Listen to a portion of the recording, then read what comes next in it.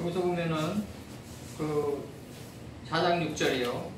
어두운 데서 빛이 비치리라 하시던 그 하나님께서 이렇게 나가요. 하나님은 어디서 빛이 비치리라 하신다? 호세크 안에 이미 있으시니까, 어둠 안에 있으니까 어둠에서 빛이 비치리라 선포하신다는 거죠.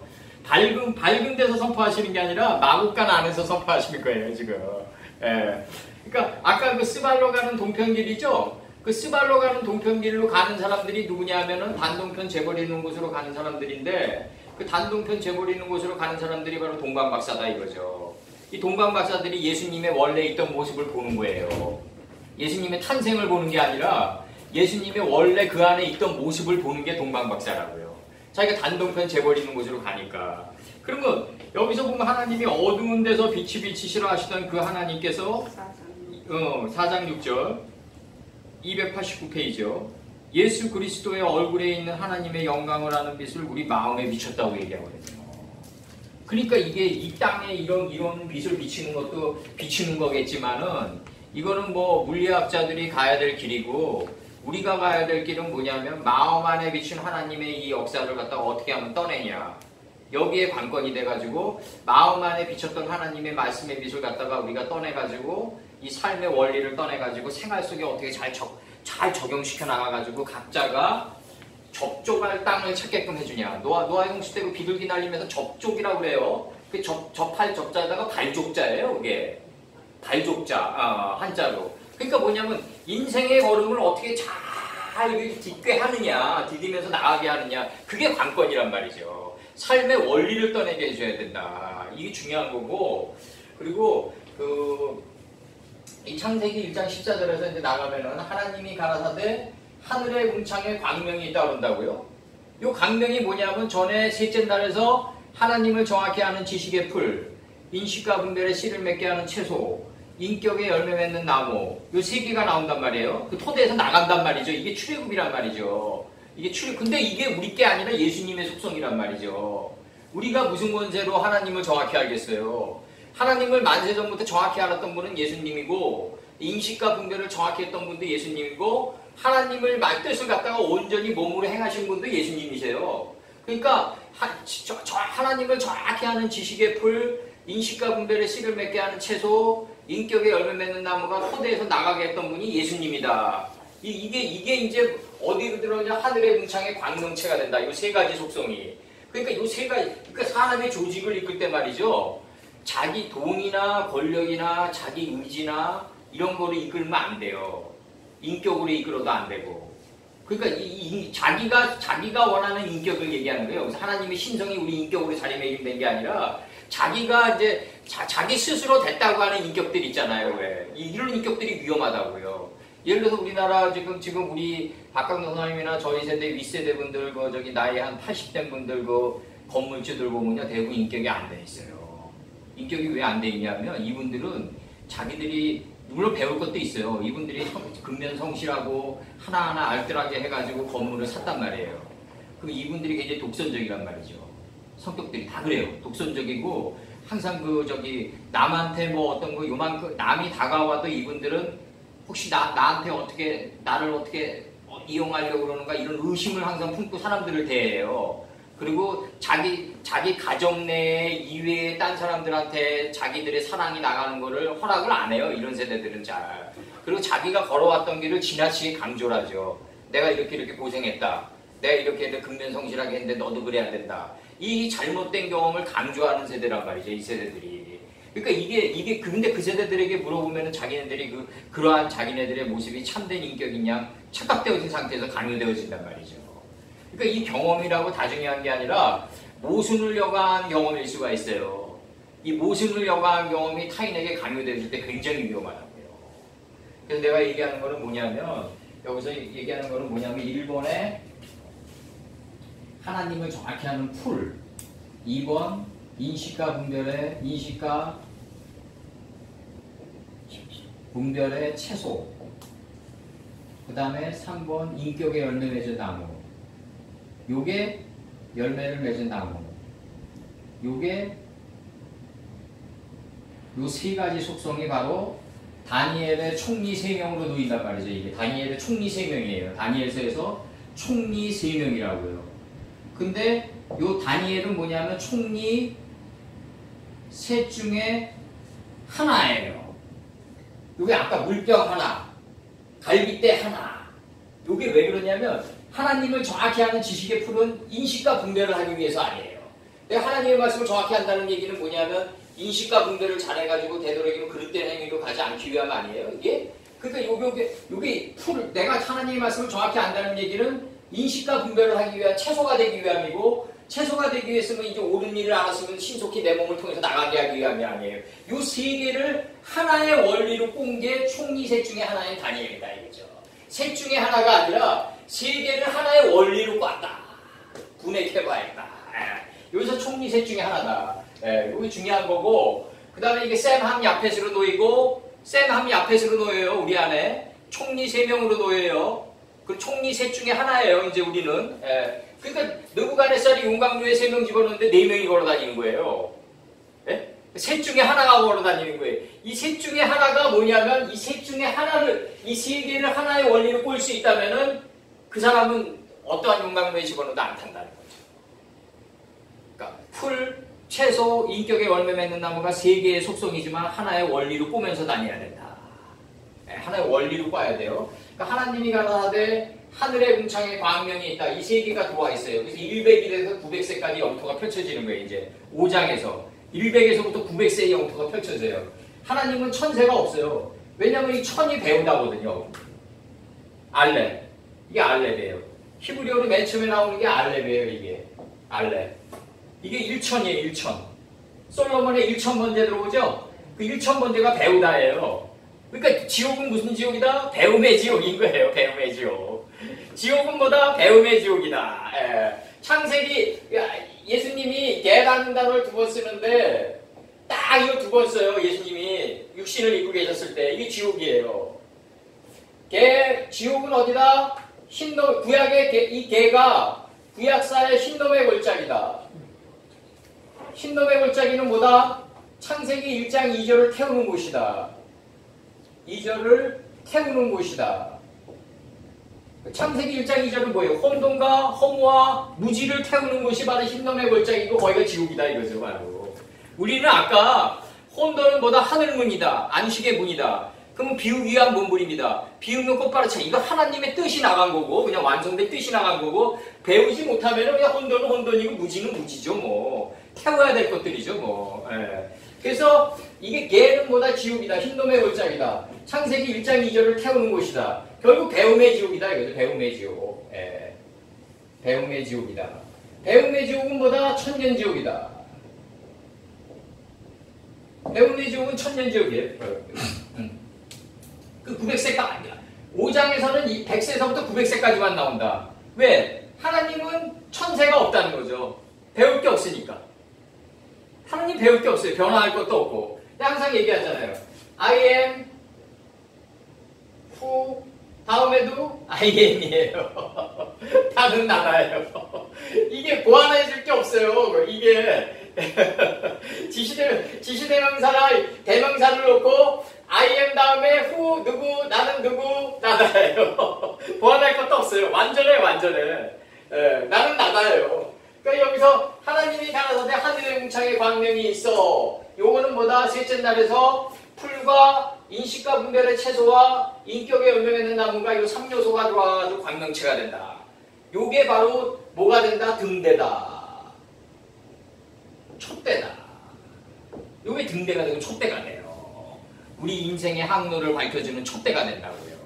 그러니까 예를 들어서 우리 이순도 권사님이 이 다음에 이제 자식에게 이제 자식이 이제 이순도 권사님을 작화를 할 때, 내 어머니가 걸어갔던 길이지. 나도 그 길 닮아가야지. 우리 이제 앞으로 이렇게 살잖아요. 그러니까 김구 어록을 보면은 눈 덮인 벌판 함부로 걷지 마라. 뭐 후세대 사람들이 그 발자국 그대로 밟아서 발도장 찍으면서 온다는 거죠. 그러니까 길이라는 거는 뭐냐면 국토부에서 낸 그 저런 아스팔트 길이 아니라 내가 살아가 또 걸어왔던 그 삶이 길이어야 돼요. 후학들에게, 자식들에게. 그래야 된다고요. 그러니까 여기서 뭐냐면 하나님이 가라사대 하늘의 궁창에 광명이 있다. 100세에서부터 900세다.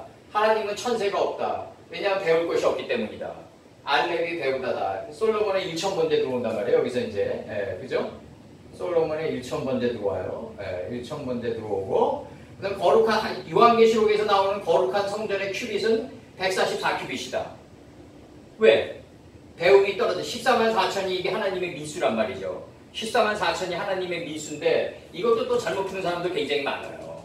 그래서 자기네들만이 14만 4천이라고 우기는 사람들 많다고요. 그래서 이 14만 4천에서 1000을 빼버리면 144큐빗이 된다.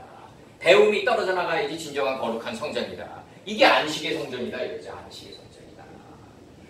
안식의 성전이다. 배움이 떨어져 나가야 될 거 아니에요. 우리가 언제까지 배우고 언제까지 날마다 죽고 날마다 살 거예요. 언제까지 날마다 죽고 날마다 사냐 이거죠. 죽는 거는 없어져야 될 거 아니에요. 언젠가는 내가 죽는 거는 언젠가는 없어져야 된다. 그러니까 노시 두 딸과 이 연합해 들어가는 것도 이것도 오해하지 마시고 아버지랑 결합해 들어가는 거는 그거는 뭐 내가 보기에도 석연치 않은 건데 그 안에 담긴 하나님의 뜻은 뭐냐면은 이게 묘하게 나간다고요. 이게 창세기 한번 열어봐요. 한번 이것도 창세기 19장 31절.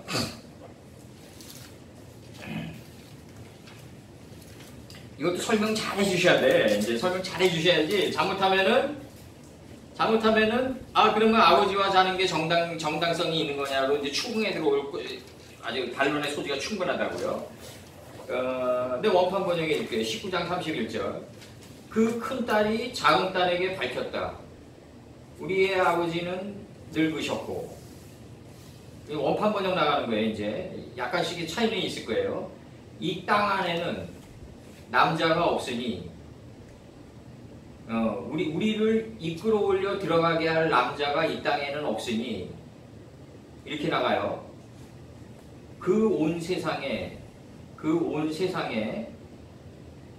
도리처럼 그 온 세상의 도처럼 마땅히 도리처럼 우리를 이끌어 올려야 될 남자가 없고 이 세상에는 그 온 세상의 도리처럼 도의 때레크, 키때레크예요. 그러니까 키때레크예요. 그러니까 그 온 세상의 도리처럼 우리를 이끌어 올려 들어가게 할 남자가 이 땅에는 없다 이거예요.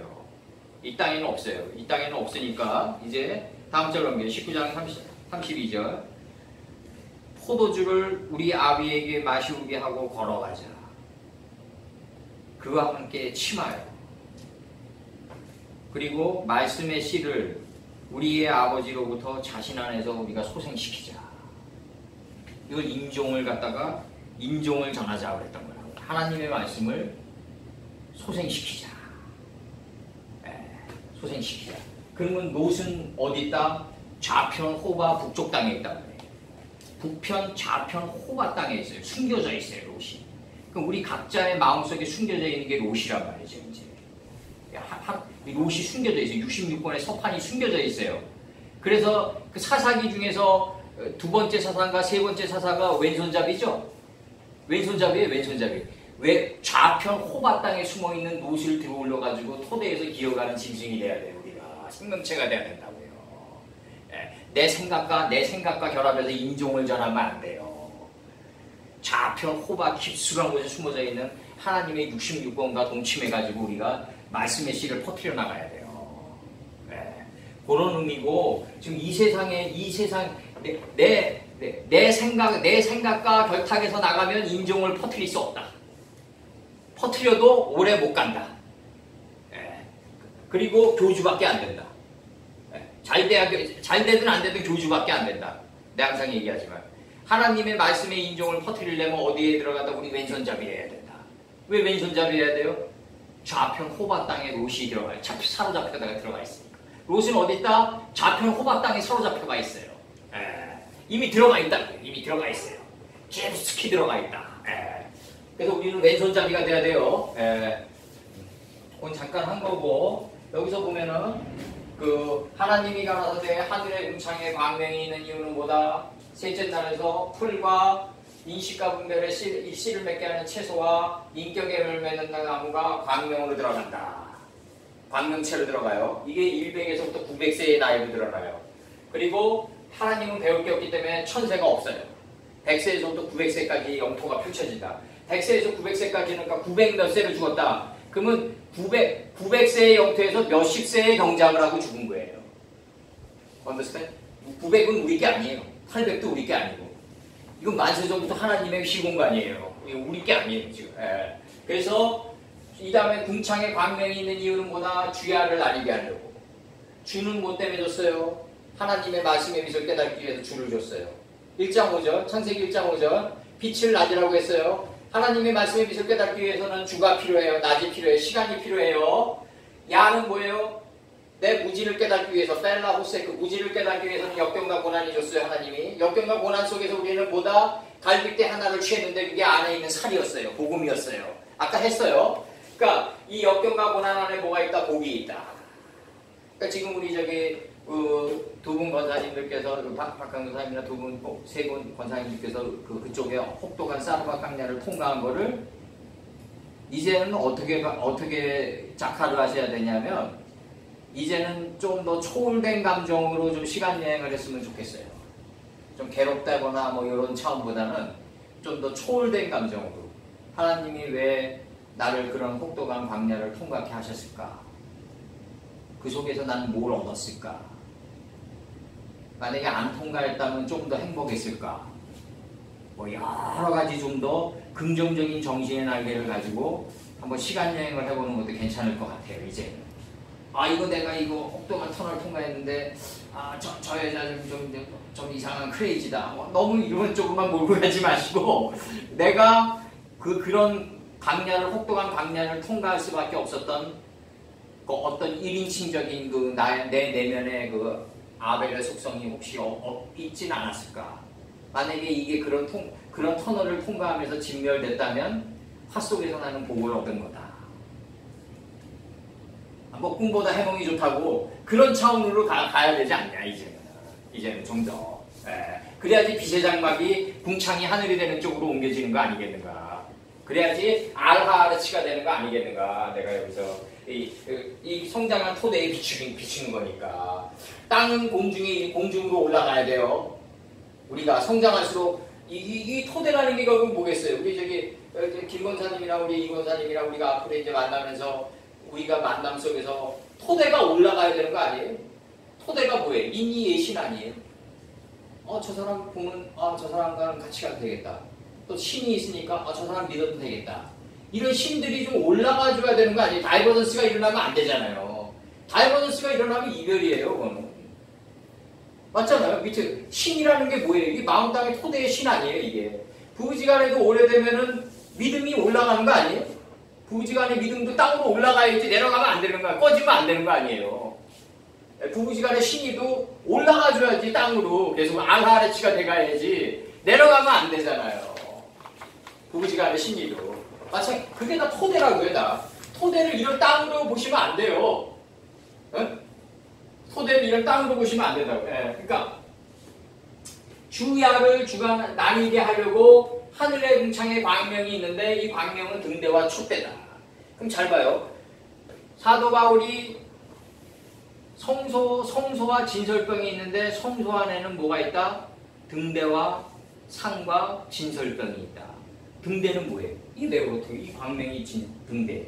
그럼 등대는 어디서 나왔냐? 셋째 날에서 풀과 채소와 인격에 열매 맺은 나무가 등대가 된 거예요. 조직을 이끌 수 있는. 등대가 되니까 이 등대가 밥상 차려져 있단 말이에요. 쫙 차려져 있어요. 아담이 셋을 낳고 세팅돼 있어요. 밥상 세팅하자고 그러죠, 우리가. 그 세트가 그대로 히브리어 세트에서 SET 그대로 들어온 거예요. 밥상이 세팅돼 있어요. 근데 10개의 이름으로 세팅돼 있어요. 10개의 이름의 로드맵을 따라 우리가 걸어 들어가자. 질서 정연하게 걸어가자. 그래서 진설병이 되는 거예요. 자, 봐봐요. 등대가 있어요. 등대는 우리 삶을 비추는 등대 표대예요. 표대는 상이 차려져 있어요. 상이 차려져 있는데 이름의 상들이 순서 정연하게 차려져 있다. 여호수아가 가나안 침공할 때 그 이름 따라 침공에 들어갔다. 이름의 뜻 따라 침공에 들어갔다. 그리고 5장에서는 이름의 10개의 이름이 쫙 모인다. 그 다음에 창세기 1장에서는 10개의 가나사대가 모인다. 요 이름 따라 우리가 들어가야 된다. 이게 진설병이다. 옛날에 왕에게 음식을 놓을 때 처음서부터 구운 고기 놓지 않았어요. 유동식서부터 물서부터 소화가 잘 되는 것서부터 이렇게 쫙 순차적으로 들어가요. 위를 좀 원활히 해주는 것부터 들어가면서 맨 마지막에 구운 고기 놓는다고요. 드시게 한다고요. 그러니까 그 순서가 있어요. 우리 대장금에서 왕에게 음식 바칠 때 넘버가 매겨져 있어요. 그게 진설병이에요, 바로. 그게 진설병이에요. 처음부터 위에 부담스러운 거 왕 앞에 놓지 않아요. 절대로 그렇게 안 해요. 그러니까 여기서 보면 이제 주야를 나누는데 주는 뭐 때문에 줬다? 말씀의 빛을 깨닫기 위해서 낯을 줬다. 그리고 야는 뭐 때문에 줬다? 내 무지를 깨닫기 위해서 줬다. 근데 이 야 속에, 역경과 고난 속에 복이 있단 말이잖아요. 복이 있어요. 복이 있다. 그래서 하나님을 두려워하는 게 마음복의 근원이란 말이에요. 왜? 금강석으로 두드려 맞았기 때문에 철피로 새겨져 있어요. 내 기억 속에. 남자가 돼 있어요. 무슨 일을 할 때마다 우리 3장 24절 한번 보자고요. 3장 24절. 노새 아내가 뒤돌아봐가지고 이제 언약 기둥이 됐어요. 이제 이거 아주 재밌어요. 3장 24절 보면 창세기 3장 24절 보면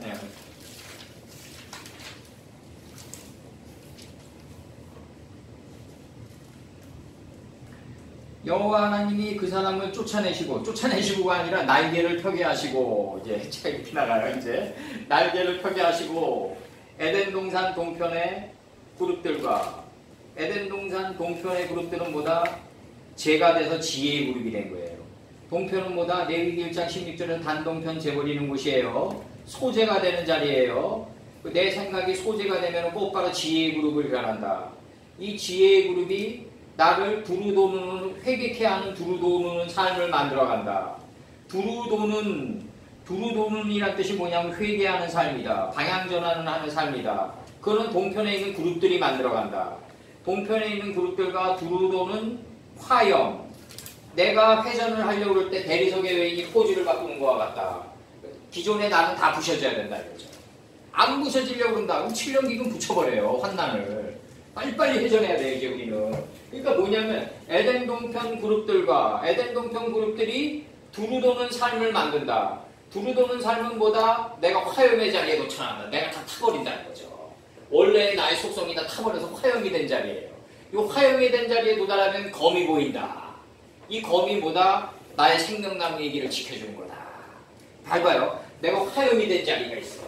내가 금강석 철피로 내 마음 땅에 화염이 돼버렸어요. 우리나라 여인들 속이 시커멓게 탔다고 그러잖아요. 금강석으로 나를 화염이 만든 게 기억이 된단 말이죠. 그래가지고 나를 빗나가게 하는데 내가 좀 유혹에 빠지고 좀 더 쉬운 삶을 살려고 그러고 하나님 말씀에서 벗어나려는 유혹이 올 때마다 이게 화염이 된 자리가 기억이 되는 거예요. 내가 이때 이렇게 두드려 맞았지. 내가 이렇게 이때 고생했지. 이게 기억이 돼가지고 남자가 되는 거예요. 자카르가 되는 거예요. 그래가지고 내가 그 기억을 이제 어떻게 한다? 적용받고 나가는 거예요. 그 기억이 있으니까 내가 못 움직일 거 아니에요. 내 유혹의 걸음이 발을 내딛지 못하는 거예요, 내가. 그 화염이 된 그 기억이 검이 돼버린다고 나를 지키는 생명나무의 길을 지키게 된다고요, 바로. 우리가 그래서 고생해서 돈을 버는 사람들이 이게 빗나가질 않아요. 왜? 화염 속에서 돈을 벌었기 때문에. 그래서 이게 빗나가려고 그러다가도 과거에 내가 이렇게 고생했지. 이게 화염의 자리가 자카르가 되는 거예요. 기억이 되는 거예요. 그래가지고 이게 나를 지켜주는 검이 되는 거예요. 그래가지고 생명나무의 길을 지키는 거예요. 오늘 만약에 우리가 지금 내가 이런 얘기하면은 김 권사님 나 욕할지도 모르는데 만약에 80 막 이렇게 70 이후에 만약에 우리가 미혹돼 나갔어요. 어느 이상한 공간으로 빨려 들어갔어요. 그러면 그거 진짜 대책 없어요. 지금은 아직까지 우리가 힘이 남아있다는 거예요. 그리고 내가 볼 때 이 60 이런 나이들이 한날류가 겹치는 지점이기 때문에 방향 회전을 하기가 사실로 가장 좋아요. 50대도 설리가 없고 이 60이라는 이 나이는 말이죠. 쉬시 아니에요. 성도들의 옳은 행실 아니에요. 660이 분달란트가 이루어지는 나이 아니에요. 이 60이라는 나이는 육신의 힘이 남아있고 하나님의 말씀을 금강석 천필로 받아들일 수 있는 내공이 있는 나이예요. 그때는 방향 회전을 하기가 가장 적합한 사시다. 나는 그렇게 보고 있어요. 하나님이 인정하는 젊음의 사시다. 거기가. 젊음의 사시다. 만약에 내가 80에 만약에 이상한 공간으로 빨리 들어갔다. 이거 대책 없는 거예요. 지금이 딱 좋다. 회전하기는 지금이 최고의 사시다. 난 그렇게 생각해요. 해전하기는 지금이 제일 좋다. 예. 그래서 두루 도는 삶을 살기에는 지금이 제일 좋다. 난 그렇게 생각해요. 여기서 두루 도는 나왔는데 그 회개하고 방향전환하는 삶을 살기에는 지금이 제일 좋다. 왜냐면 육신의 힘도 남아있고 이제 하나님의 금강석으로 나를 매질해서 철필로 내 마음판에 새겨놨던 게 내 기억으로 열국이 돼서 자꾸 올라와요. 열국이 돼서 올라온다고요. 이 기억으로. 내 열국의 아버지가 돼서 이걸 적용받고 나갈 수가 있다는 거죠. 내가. 지금이 우리 사시가 제일 좋은 날이다. 난 그렇게 생각해요. 네. 그래서 이게 하나님이 가라사대 하늘의 궁창에 광명이 있는 이유는 주야를 나뉘게 하는 거다. 주야를 나뉘게 하는 거는 주는 뭐 때문에 줬다? 하나님의 말씀의 빛을 깨닫게 하기 위해서 주를 줬다. 시간을 줬다. 그리고 이 역경과 고난이 야는 보다 무지를 깨닫게 하기 위해서 줬다. 그러니까 이 안에 복이 있는 거라고요. 결국. 이게 복이다. 그래서 이제 이게 이 주야를 깨닫게 하면서 이제 징조와 사시와 일자가 나가는데 이 징조라는 거는 뭐냐면 홍수 후 7일 후 이런 삶을 살아야 돼요. 앞으로 우리가. 홍수 후 7일 후 그 다음에 환난 후 막 이런 자꾸 후의 개념이 자꾸 나오는 게 뭐냐면 이 사람과의 모든 만남 속에서는 징조가 충분히 보인다 이거죠. 근데 그런데 그것을 간파할 수 있으려면 평소의 일상 속에서 자신을 다스리며 삶을 살아가야만 해야지 그걸 볼 수 있다는 거죠. 왜냐하면 엘리야 때 3년 6개월 비가 안 내리는데 작은 뭉게구름이 올라온다고 그러거든요. 아주 미세한 뭉게구름이 올라오고 미세하다가 뭐냐면 리레멘메스트라고 그래가지고 나 자신을 다스리다라는 단어랑 똑같아요. 어근이. 그러면 조그만 미세한 단계에서부터 내가 두루도는 삶을 살려면 어떻게 해야 돼? 두루도는 화영검이라고 했어요 아까. 두루도는 삶을 살려고 그러면 어떻게 해야 된다? 뭉게구름이 미세할 때부터 회전해야 된다. 빨리 회전해야 된다. 그러려면 뭐냐면 내 자신을 다스리는 삶을 살아야지 그걸 간파해가지고 회전할 수 있다 이거죠. 그렇지 못하면 간파가 안 된단 말이에요. 내가 둔감환자가 돼 있기 때문에. 그러니까 보통 사람들은 다 뭐라고 얘기하냐면 이거 환난이 오면은 막 더블 트리플로 다가온다. 막 파도가 겹겹이 다가오는 것 같다. 막 이러는 게 뭐냐면 조그마한 단계에서부터 간파를 못했기 때문에 그렇게 나중에 한꺼번에 다가온다고 생각하지 하나님은 충분히 보이고 일러주신 다음에 집채와 같은 그걸 보이시는 거지 처음부터 안 일러주고 그런 걸 갖다 보이시지는 않는다는 거죠. 하나님께서. 그래서 이 주야를 나뉘게 했다. 그리고 주야를 나뉘게 한 목적은 뭐다? 징조와 사시와 일자를 이루게 하려고. 그럼 징조는 뭐다? 사람과의 만남 속에서 우리는 징조를 볼 수 있다는 거죠. 충분히 사람과의 만남 속에서 우리는 징조를 읽어낼 수가 있어요. 홍수 후 7일 후 환난 후의 삶을 얼마든지 살 수 있다고요. 사람과의 관계 속에서만 오로지 징조를 파악할 수 있다. 뭐 하늘이 붉어지고 뭐 공중에서 미사일이 날아가고 그런 놈들은 다 이상한 놈들이고 이 징조라는 건 뭐냐면 사람 속에서만 느낄 수 있는 거다. 사람 속에서만 우리가 볼 수 있는 거다. 그래서 이 징조가 딱 주어지면 징조는 뭐 때문에 주어져요? 사시 때문에 주어진다. 분별하라고 주어집니다. 분별이 어떻게 주어져요? 여름에 무성한 나무가 겨울에 잎이 다 떨어지는 것을 감지할 수 있어야 되는 거 아니에요. 이게 있단 말이에요. 우리가 밀라노 패션쇼나 이런 데 보면은 이미 올해 겨울에 내년 겨울이 런칭이 된단 말이죠. 패션쇼라는 거는. 그러니까 요번 겨울에 내년 겨울이 이미 그랜드 디자인이 짜져 있어요. 이미. 그리고 국가경제도 이미 요번 겨울에 4, 4분기에 들어가면 내년치 1년 예산이 그랜드 디자인이 짜져 있다고요. 경제기획부에서. 그랜드 디자인이 충분히 짜져 있어요. 1, 4분기에는 어떻게 운영하고 2, 4분기에는 어떻게 운영하고 일단 큰 틀이 이걸 경제를 운영하는 것도요. 정치 경제를 운영하는 것도 디자인이라고 그래요. 큰 디자인이 짜져 있어요. 이미 과천 밑에서. 그래가지고 그 정책의 틀을 세워놓고 상황에 따라 약간씩 크리크 수정을 해가는 거지 그렇게 그 디자인 없이 그냥 무턱대고 드라이브 하지 않는다고요. 우리나라가 IMF 맞고 그 다음에 카드 대란 거치고 그 다음에 리먼 브러더스 사태 거치면서 얼마나 우리나라 경제는요 전 세계에서 최고예요. 다시는 IMF 빨려 들어가지 않아요. 그 방어 시스템이 우리나라처럼 잘 돼 있는 나라가 없어요. 우리나라 경제는요 그 전 세계에 어떤 그런 게 와도 그 세계의 능선을 통과하면서 이렇게 홍수 후 7일 후에 만든 시스템이고 일자이기 때문에요. 절대로 이렇게 일단 나라처럼 이렇게 쉽게 붕괴당하지 않아요. 이제는 그렇게 안 돼요. 다 대책이 그때마다 이 일자가 돼 있어요. 우리나라 경제가. 그게 옛날처럼 이렇게 뭐 40억 달러 정도가 부족해가지고 IMF에 손 벌릴 이제 그런 나라는 아니에요. 개개인적으로 보면 국가가 안정돼 가기 때문에 개개인적으로 보면은 볼륨이 쫄아드는 현상은 있을 수 있어요. 국가가 잘 살게 되면 개개인적으로는 아무래도 쫄아들게끔 돼 있어요. 왜냐면 세금으로 나가게 되고 막 이러니까. 그리고 한 방에 확 올라가는 건 없잖아요, 이제는. 이제 안정 속에서 우리가 스텝 펑션으로 올라가야 되는 시기이기 때문에 이제는 그런 건 없다고요, 이제는. 그러니까 여기서 봐봐요, 이제. 징조는 뭐다? 사실을 하기 위해서 존재하는 거다. 사실한 건 뭐냐면 봄, 여름, 가을, 겨울 내가 어디에 있냐를 알아야 된다 이거죠. 우리가 말씀을 전도하더라도요. 저 사람이 예를 들어서 내가 저 사람을 갖다가 말씀을 전해가지고 구원하려고 그러는데 저 사람은 상대적으로 나를 해치러 오는 걸 착각할 수도 있어요. 양이 절벽 끝에 매달려 있으면은 그걸 구원하려고 그러면 양은 자기를 해치는 줄 알고 발버둥 치러 떨어져서 죽을 수도 있다고요. 그러니까 그게 양이 잠들 때까지 기다려야 된다고. 그런 걸 간파할 수 있는 이 사시의 능력이 있어야 된다는 거죠. 이제는 사시의 능력을 길러나가려면요.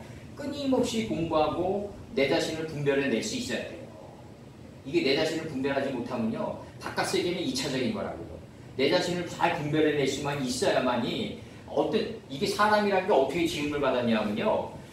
내 앞에 정말 뭐 엄청난 정말 사기꾼이 다가오더라도 그 사람을 내가 온전히 대할 수 있는 단계까지 갈 수 있어야 돼요. 왜냐하면 내가 만약에 내가 하나님의 말씀이 자하부가 되고 토부가 되고 아모락사시 되고 스보임의 빛으로 내 안에 자라날 수 있다면요. 독사가 우리를 쏘여도 독사가 죽게 돼 있어요. 진짜 우리가 제대로만 성장한다며요. 독사가 우리를 물면요. 독사가 죽는다니까요. 봐봐요. 뱀이 물을 먹으면 죽지만 말이 물을 먹으면 약이 되잖아요. 내가 어떤 속성을 갖추냐에 따라서 외부의 환경은 별 문제시가 안 되는 단계에 우리가 들어가야 된다고요. 네, 그 단계에 우리가 들어가야 된다고요.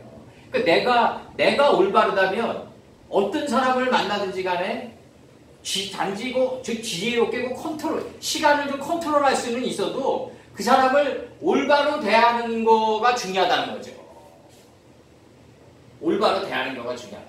이거 김 권사님 요거는 신앙 내가 얼마 안 된 신앙 내가 고백 하나 할게요. 내가 그래서 김 권사님이 나한테 문자 보냈잖아요. 저번에 뭐라고 보냈냐면 김 목사님 유튜브에다 뜨는데 안 보내셔도 됩니다.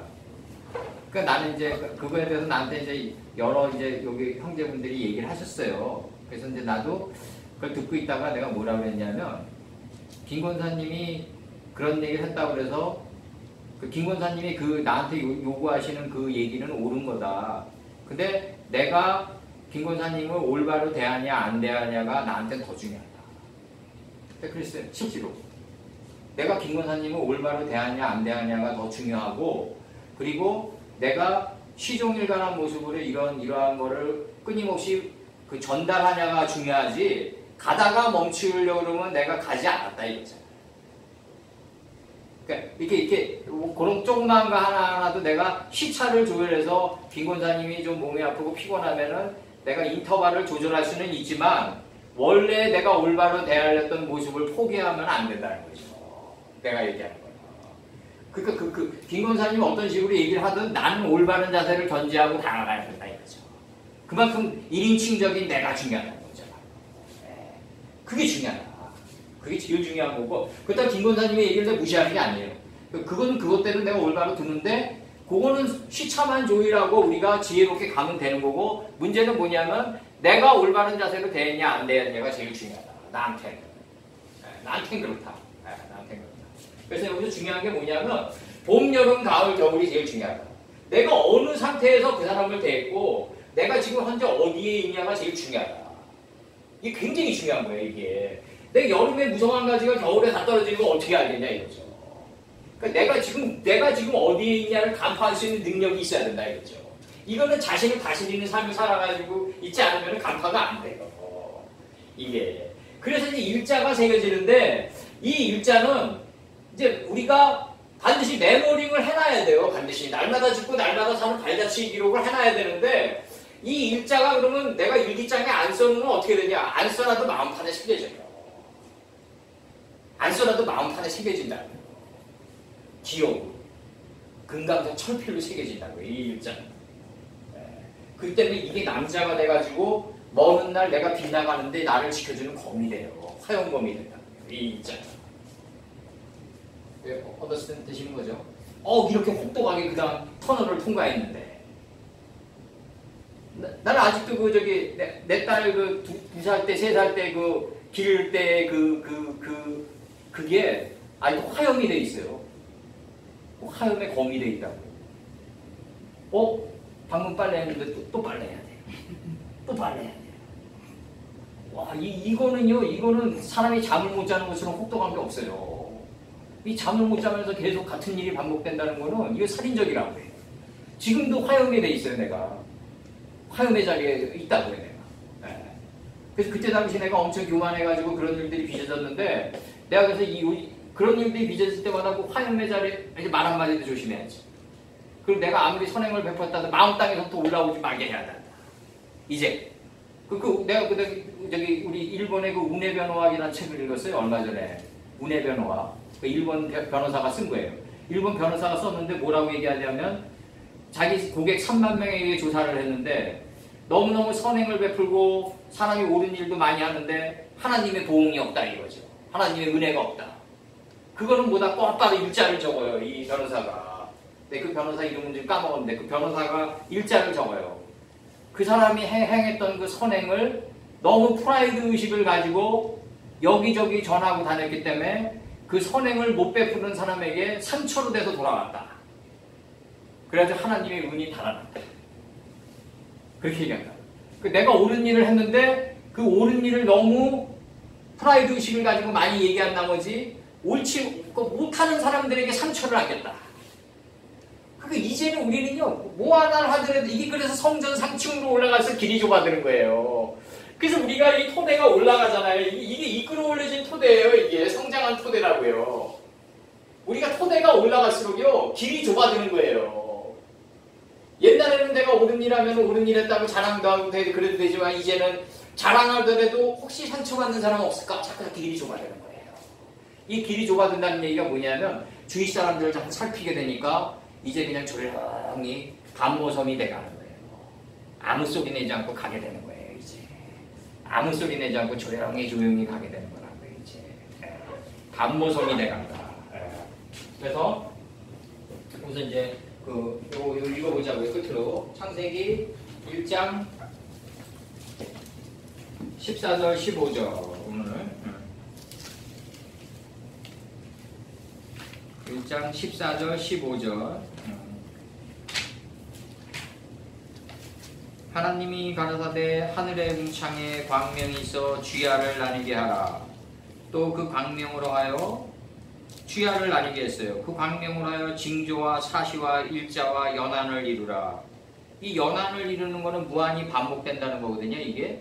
근데 왜 반복되냐면 베드로후서 2장 22절 때문에 그래요.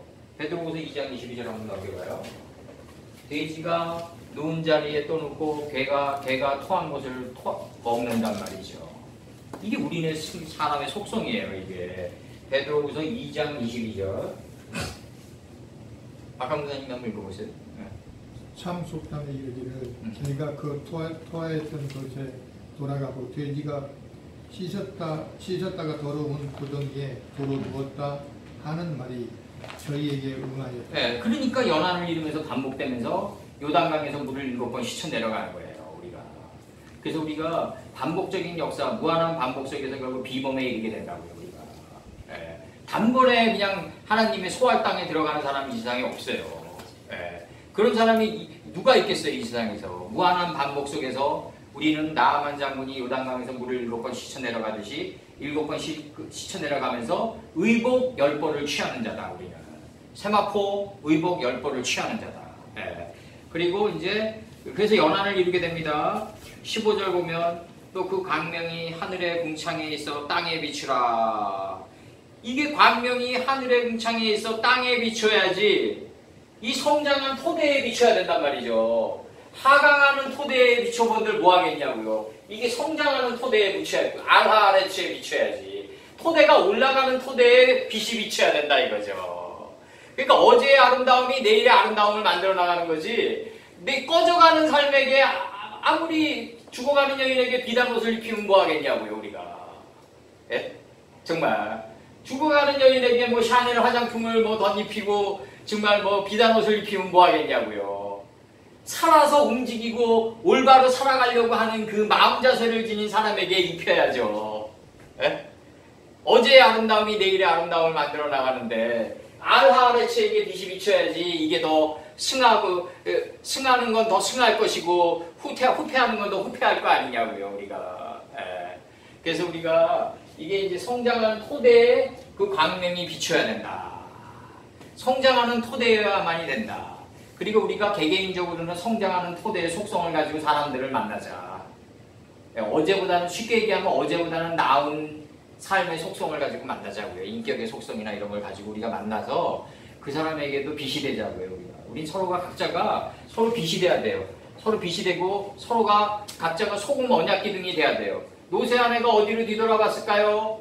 화염이 된 그 자리에 뒤돌아보는 거예요. 노새 아내가 뒤돌아봤다가 뭐예요? 어근이 감찰했다. 이게 미워도 다시 한 번으로 이렇게 아쉬움이 남아가지고 뒤돌아보는 게 아니라 노새 아내가 자신의 삶을 갖다가 감찰했단 말이에요. 어근했듯이. 히브리어 어근했듯이 감찰했다. 옳은 건 옳은 거대로 그른 건 그른 거대로 감찰했다. 그러니까 노새 아내가 뒤돌아보니까 어디에 뒤돌아봤겠어요? 자기가 고생해서 화염이 된 자리에 뒤돌아봤겠죠. 그러니까 검이 보일 거 아니에요. 그러니까 그 검이 나를 지켜주는 언약 기둥이 되는 거예요. 바로 이게. 그래서 노새 아내가 뒤돌아보는 소금 기둥이 됐다. 그럼 거기 가면 소금 기둥 할 때 있다고 그러더라고요. 그게 그 의미를 모르고 거기 보러 가면 뭐 하냐고요. 예? 성지순례라고 해가지고. 내가 얘기하는 게 뭐냐면 노새 아내는 뒤돌아봤다. 뒤돌아보는 삶을 살아야 된다. 우리는 감찰했다. 자기 자신을 감찰해보니까 아, 내가 화염이 된 자리가 보이더라. 이 화염이 된 자리가 나를 지켜주는 검이고 언약 기둥이 되더라. 내가 순간 방심하고 빗나가려고 그럴 때 나를 지켜주는 언약 기둥이 된다 이거죠. 아, 내가 그때는 이렇게 성실했지. 내가 공부를 열심히 하던 학생이 갑자기 슬럼프에 빠지면요. 어떤 생각이 드냐면 자기가 가장 열심히 했던 순간을 기억으로 떠올려요. 아, 내가 과거에는 이러지 않았었는데 이게 화염이 된 자리가 올라온다고요. 남자가 돼가지고. 그럼 그 자리에서 다시 상담받고 나가는 여자가 된다고요. 그래가지고 참남편을 보면서 또 나간다고요. 그러니까 남자와 여자가 유기적인 조화를 이룰 때 참남편을 보면서 나간다. 이 참남편이 누구다? 바로 우리 주 예수 그리스도다. 우리 안에는 뭐가 창조되어 있다? 암수 한 쌍이 창조되어 있다. 그리고 방주를 닫았다. 방주를 닫는 거예요. 꽉 채우는 거예요. 왜? 그 안에 닫은 꽉 채우는 66권을 보러 우리는 스발로 가는 동편길로 가는 7 여자여야 된다는 거죠. 7 여자니까 하나 둘 셋 넷 다섯 여섯 7 여자가 아니라 내 안에 7 여인이 있다는 거죠. 첫째 날, 둘째 날, 셋째 날, 넷째 날, 다섯째 날, 여섯째 날, 7째 날을 우리가 참남편을 보러 가는 바로 그 7째 날의 여정이 바로 7 여자다 이거죠. 그 여정의 목적은 뭐다? 참남편을 보기 위해서다. 오직 주 예수 그리스도를 보기 위해서다. 가나안의 끝지경은 뭐다? 라사예요. 예수님을 깨달은 자리가 끝이에요. 라 예수와예요. 예수님을 깨달은 그 마음 자리가 가나안의 끝지경이다. 거기가 태초다. 거기에 도달하면 엘리야의 머리맡에 있는 물병 하나에 도착한다. 하나로 유치된 지점에 들어간다. 다 똑같은 원리예요. 이게 다. 오늘 여기까지 하고 이제 기도하자.